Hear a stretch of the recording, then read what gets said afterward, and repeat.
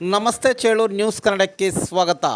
ಚಿಂತಾಮಣಿ ತಾಲೂಕಿನ ಮುಂಗಾನಹಳ್ಳಿ ಗ್ರಾಮದಲ್ಲಿ ಚೋಳರ ಕಾಲದಲ್ಲಿ ನಿರ್ಮಿತವಾದ ಶ್ರೀ ಕಾಶಿ ವಿಶ್ವೇಶ್ವರ ಸ್ವಾಮಿ ದೇವಾಲಯದ ಬ್ರಹ್ಮರಥೋತ್ಸವ ಅತ್ಯಂತ ಅದ್ಧೂರಿಯಾಗಿ ನಡೆಯಿತು.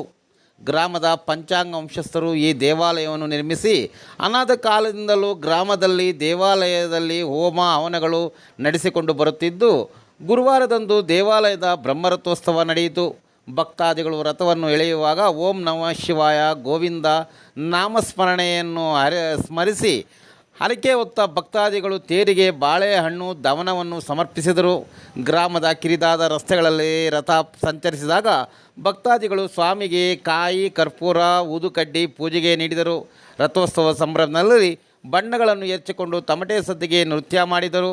ಈ ಸಂದರ್ಭದಲ್ಲಿ ಪಂಚಾಂಗ ಕುಟುಂಬದ ವಿ ಶ್ರೀಕಂಠೇಶ್ವರ ಮತ್ತು ಅವರ ಸಹೋದರರ ಕುಟುಂಬದವರು ಶ್ರೀನಿವಾಸ ರೆಡ್ಡಿ, ಕೃಷ್ಣಾರೆಡ್ಡಿ, ಡಾಕ್ಟರ್ ಅಶೋಕ್ ಕುಮಾರ್ ಚೌಡ್ರೆಡ್ಡಿ ಸೇರಿದಂತೆ ಗ್ರಾಮಸ್ಥರು ಹೆಚ್ಚಿನ ಸಂಖ್ಯೆಯಲ್ಲಿ ಭಾಗವಹಿಸಿದ್ದರು.